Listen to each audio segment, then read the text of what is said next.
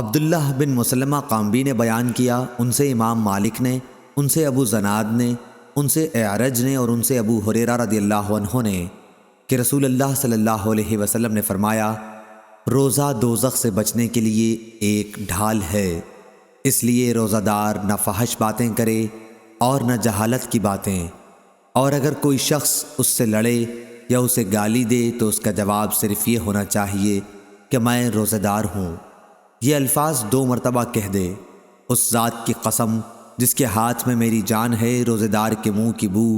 اللہ کے نزدیک مشک کی خوشبو سے بھی زیادہ پسندیدہ اور پاکیزہ ہے۔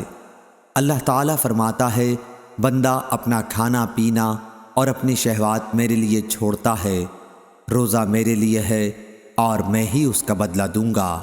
اور دوسری نیکیوں کا ثواب بھی اصل نیکی کے 10 گنا ہوتا ہے۔ صحیح بخاری حدیث نمبر 1894۔